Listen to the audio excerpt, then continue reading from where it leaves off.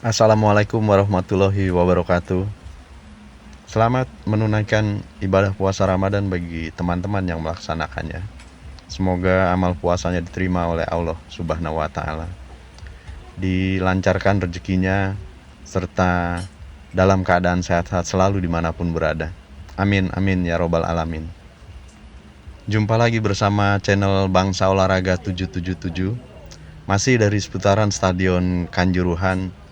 Kali ini kami ingin berbagi sedikit informasi perihal rencana serah terima Stadion Kanjuruhan dari Kementerian Pekerjaan Umum kepada pemerintah Kabupaten Malang. Dan juga kita akan melihat kondisi Stadion Kanjuruhan, apakah telah ada perbedaan dari video yang kami unggah terakhir pada tanggal 15 Februari 2025 yang lalu, atau sekitar 2 minggu yang lalu. Di kesempatan ini juga kami ingin kembali mengucapkan terima kasih yang sebesar-besarnya kepada seluruh teman-teman subscriber yang telah dengan ikhlas mensubscribe dan menyaksikan video-video kami. Dan kepada teman-teman yang baru bertemu di video kami kali ini, mohon juga dukungan dan keikhlasannya untuk mensubscribe channel kami agar bisa lebih berkembang ke depannya. Kita ketahui bersama bahwa Stadion Kanjuruhan yang telah dinyatakan selesai pada akhir Desember 2024 yang lalu, hingga saat ini masih belum bisa digunakan untuk sebuah event atau kegiatan olahraga ataupun pertandingan sepak bola. Seperti kami kutip dari timenews.co.id tanggal 2 Maret dengan judul serah terima Stadion Kanjuruhan ke Pemkab Malang dijadwalkan pekan ini atau minggu ini. Jika tidak ada kendala, serah terima dijadwalkan berlangsung minggu ini setelah Bupati Malang Bapak HM Sanusi kembali dari program retreat di Akademi Militer atau Akmil Magelang. Kepala Badan Prasarana dan Pemukiman Jawa Timur, Ibu Ain Saputri Harap, menyampaikan bahwa seluruh proses serah terima sudah siap. Kami hanya tinggal menunggu pelaksanaannya. Pekan ini kami langsung memproses tanda tangan serah terima, ujarnya. Sebelum lanjut ke proses serah terima, kita lihat kondisi yang ada di gate 12 teman-teman ya. Di sisi sebelah gate 13 yang sudah menjadi Museum Tragedi Kanjuruhan, kondisi gate 12-nya seperti ini. Terlihat tumpukan daun-daun kering dan kondisi lintasan perimeter di titik gate 12 ini tampak cukup rapih ya.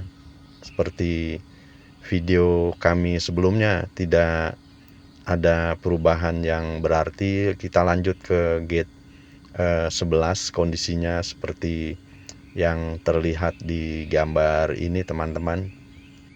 Di beberapa titik lingkaran pagar perimeter ini memang kami lihat ada beberapa yang diberi tanda cross atau X.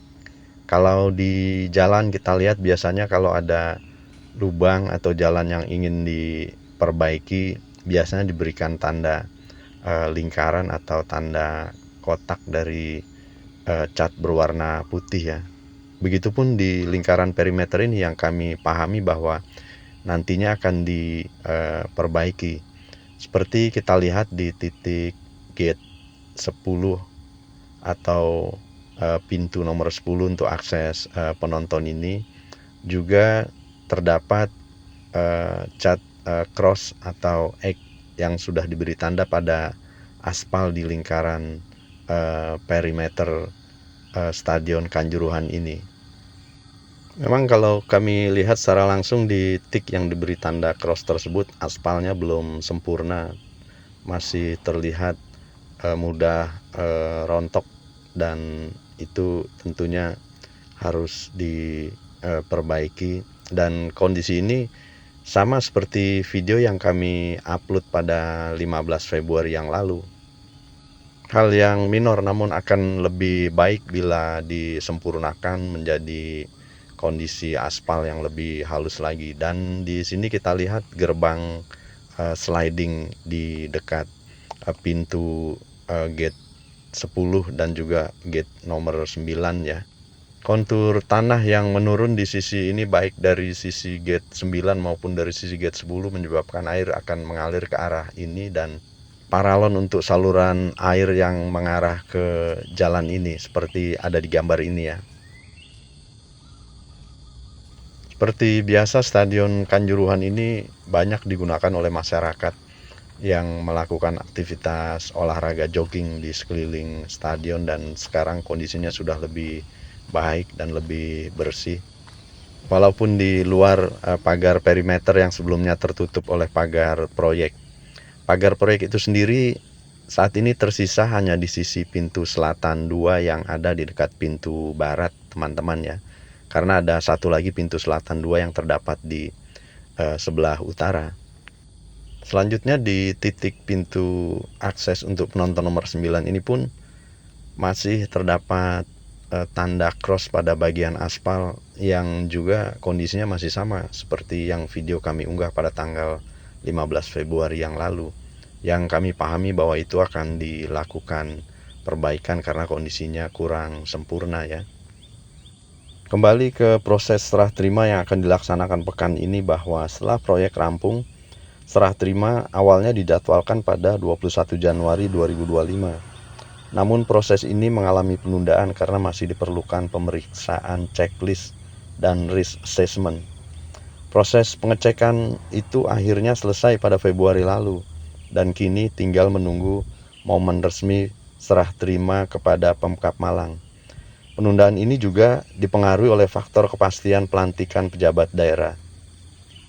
Awal Februari lalu sebenarnya draft serah terima sudah siap, tapi karena menunggu pelantikan dan retreat bupati, jadi belum bisa dilakukan, kata Kepala Badan Prasarana dan Pemukiman Jawa Timur. Dan serah terima ini pun akan menjadi awal bagi pemerintah Kabupaten Malang untuk melengkapi berbagai sarana dan prasarana yang masih kurang di Stadion Kanjuruhan yang berkapasitas kurang lebih sekitar 21.600 penonton tersebut. Sementara di jalan akses masuk di pintu 7 dan 8 di sebelah timur sliding gate ini tampak sudah lebih bersih, walaupun masih terdapat kendaraan alat berat di sisi dekat pintu 8 ini seperti ada dalam gambar, teman-teman ya. Di bagian sisi pintu akses penonton nomor 7 ini pun masih ada tanda cross pada bagian aspal seperti juga pada video yang kami unggah pada tanggal 15 Februari yang lalu.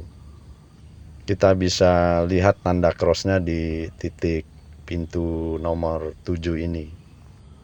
Seperti kita ketahui bersama bahwa berdasarkan hasil risk assessment dari Kepolisian Daerah Jawa Timur atau Polda Jawa Timur pada tanggal 3 Februari yang lalu,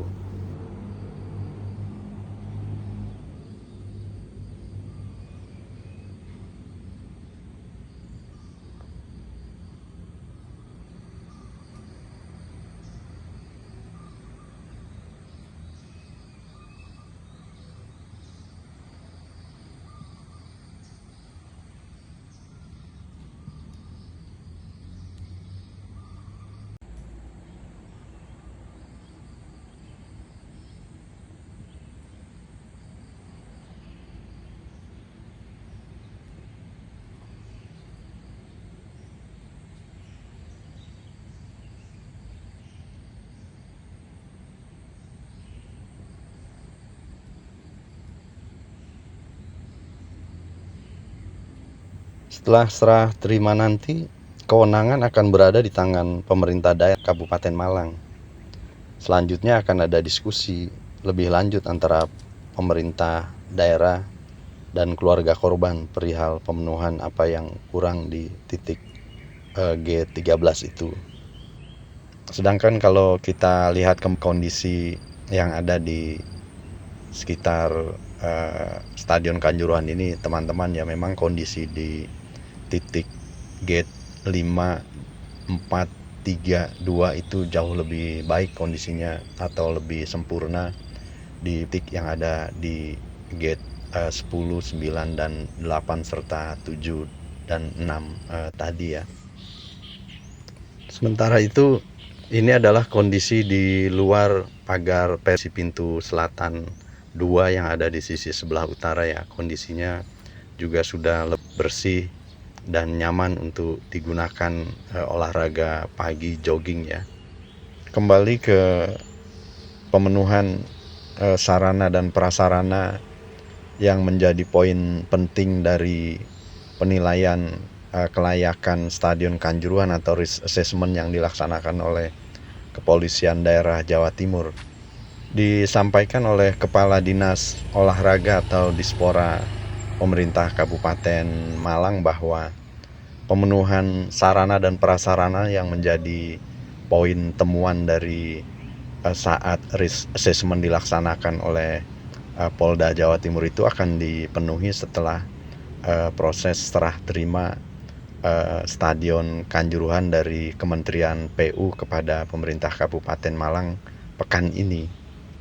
Tentu pemenuhan sarana dan prasarana tersebut akan menambah poin penilaian yang sebelumnya diberikan nilai 54 dari 100, sementara poin minimal kelayakan sebuah stadion untuk menyelenggarakan kegiatan olahraga atau pertandingan sepak bola adalah 55. Sementara untuk sisi kelayakan stadion itu sendiri seperti sudah disampaikan pada video kami terdahulu teman-temannya, bahwa Stadion Kanjuruhan ini sudah memenuhi standar FIFA atau secara teknis untuk digunakan sebuah pertandingan sepak bola tidak ada masalah.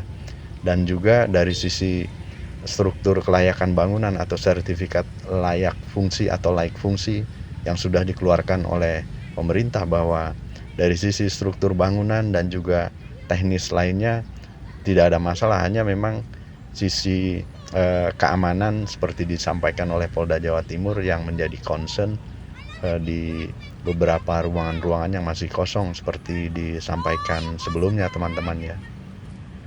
Sebagai tambahan informasi yang kami kutip dari situs Kementerian Pekerjaan Umum atau Kemen-PU, renovasi Stadion Kanjuruhan dilakukan karena keretakan struktur bangunan Stadion Kanjuruhan tidak memenuhi standar SNI dan ASCE 41.17 pada saat itu, sehingga diperlukan perkuatan pada struktur bangunan sesuai dengan standar yang berlaku. Rehabilitasi dan renovasi stadion ini dilakukan dengan tetap mempertahankan elemen-elemen penting dari bangunan aslinya. Hal ini dilakukan untuk menghormati dan menjaga sejarah panjang stadion tersebut. Penggunaan 2 jenis pondasi micropile mengoptimalkan kekuatan dan kestabilan bangunan tanpa harus melakukan perubahan total pada struktur lama. Penambahan beton khusus self-compacting concrete atau SCC bertujuan untuk memastikan kualitas, efisiensi, dan keselamatan yang lebih baik. Seperti disampaikan di situs Kementerian Pekerjaan Umum perihal renovasi Stadion Kanjuruhan ini yang menelan biaya hampir kurang lebih 357 miliar, angka yang sangat besar. Di bagian lain sebagai update informasi masih dari situs Kementerian Pekerjaan Umum, bahwa renovasi Stadion Kanjuruhan di Kabupaten Malang ini meliputi pembongkaran dan perkuatan struktur, renovasi bangunan stadion, renovasi lintasan atletik, perbaikan lapangan sepak bola, pekerjaan mechanical, electrical, serta plumbing, penataan landscape dan area sekitarnya, penggantian space frame atau tribun penonton, penggunaan kursi monoblok, penambahan museum G13 dan monumen tragedi Kanjuruhan, dan juga penambahan CCTV. Dan secara detail seperti disampaikan oleh Kementerian PU, bahwa salah satu fasilitas adalah perbaikan atap stadion yang menggunakan metode space frame, di mana metode ini memberikan kekuatan struktural yang lebih baik dan lebih tahan lama dibandingkan dengan desain atap konvensional. Melindungi fasilitas VAR atau VAR terhadap cuaca ekstrim dan peralatan media di stadion. Mengurangi distorsi suara yang bisa mengganggu komunikasi antara tim VAR dan ofisial pertandingan. Memberikan pantulan suara yang lebih merata dan juga menciptakan atmosfer yang lebih dinamis. Fasilitas lain yang juga diperbaiki adalah mulai dari ruang ganti pemain hingga jacuzzi untuk relaksasi maksimal setelah pertandingan. Tidak hanya itu, renovasi Stadion Kanjuruhan juga menghadirkan fasilitas baru termasuk tempat warming up, ruang ganti yang lebih luas, dan toilet modern di setiap sudut stadion. Dengan pintu yang lebih lebar, alur penonton yang masuk dan keluar, Stadion Kanjuruhan menjadi lebih cepat dan efisien. Ini penting untuk menjaga keamanan penonton. Sebelum lanjut kembali, kami mengajak teman-teman semua untuk mendoakan seluruh korban tragedi Kanjuruhan. Semoga husnul khotimah.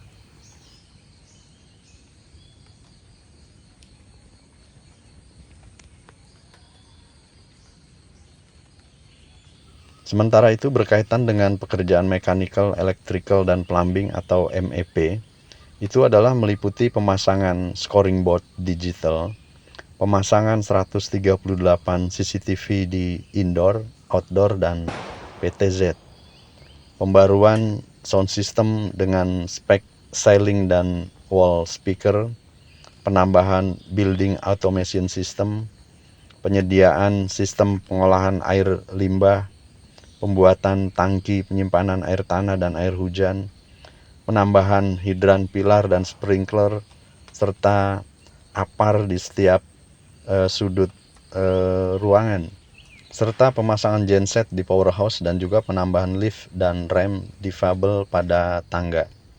Di sisi lain, tiang lampu sorot stadion ini yang sudah diletakkan di bagian luar, di mana sebelumnya ada di bagian dalam, dengan 4 tiang lampu baru yang menggunakan LED hemat energi. Stadion Kanjuruhan memiliki output pencahayaan minimal 180.000 lumen, sehingga dapat memberikan penerangan maksimal dengan teknologi smart energy. Sebagai update informasi kepada teman-teman bahwa checklist yang dilakukan sebelum serah terima Stadion Kanjuruhan ini kepada pemerintah Kabupaten Malang juga telah dilakukan koordinasi dengan pihak-pihak terkait dari Kementerian PU, pemerintah Kabupaten Malang, Kejaksaan Negeri atau Kejari Kabupaten, dan Polres Malang untuk melakukan pengecekan kesesuaian antara kondisi existing dan spesifikasi pembangunan. Proyek Stadion Kanjuruhan Pengamanan Proyek Strategis atau PPS Kejaksaan Agung atau Kejagung, ujar Kepala Dinas Olahraga Kabupaten Malang, Bapak Hidayat, yang juga menyampaikan bahwa sebelum dilakukan serah terima Stadion Kanjuruhan kepada pemerintah Kabupaten Malang ini telah dilakukan proses pelatihan operasional stadion dari PT Waskita Karya kepada Pemkab Kabupaten Malang, dan sekarang giliran dari internal Dispora sendiri yang melakukan proses pelatihan operasional Stadion Kanjuruhan kepada SDM-SDM di lingkungan Dinas Olahraga Kabupaten Malang. Pelatihan-pelatihan itu sendiri meliputi operasional papan skor digital, operasional lampu sorot stadion atau field of play, dan juga sistem keamanan seperti gate dan CCTV yang juga perlu dilatih karena sudah banyak yang full IT dan saling terkoneksi, sebut Kepala Dinas Olahraga Kabupaten Malang. Dengan dipastikannya proses serah terima dari Kemen PU kepada Pemkab Malang di pekan ini, dan juga pemenuhan sarana dan prasarana Stadion Kanjuruhan pasca serah terima, tentu ini akan menambah poin yang menjadi concern dari Polda Jatim pada saat risk assessment dan menaikkan nilai minimal kelayakan Stadion Kanjuruhan untuk menyelenggarakan sebuah pertandingan sepak bola ke depannya. Di sisi lain, menengok jadwal yang dimiliki oleh Arema FC yang akan menjalani laga home pada tanggal 13 Maret, kemungkinan besar tidak dilaksanakan di Stadion Kanjuruhan, masih di Stadion Supriyadi Blitar, dan hal tersebut terkonfirmasi dari pernyataan dari GM Arema FC Bapak Yusrinal Fitriandi bahwa tetap dilaksanakan di Stadion Supriyadi Blitar.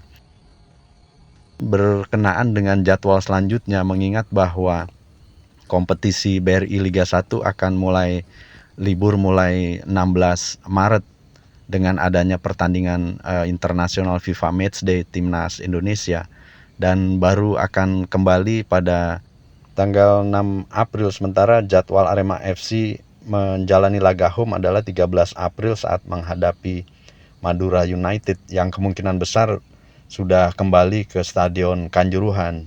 Setelah itu, Arema FC juga memiliki laga home yang sangat penting pada tanggal 28 April saat menjamu Persebaya Surabaya, dan 2 laga home lainnya pada bulan Mei. Begitu sedikit informasi yang bisa kami bagikan kali ini, teman-teman, perihal rencana serah terima Stadion Kanjuruhan kepada Pemkab Malang dan juga potensi Arema FC kembali ke Kanjuruhan di bulan April. Semoga bermanfaat informasi yang bisa kami bagikan kali ini. Dan terima kasih sekali lagi pada teman-teman yang telah dengan ikhlas menyaksikan video-video kami dan juga mensubscribe channel kami. Sampai jumpa pada video-video kami selanjutnya. Tetap sehat selalu dan selamat menjalankan ibadah puasa Ramadan.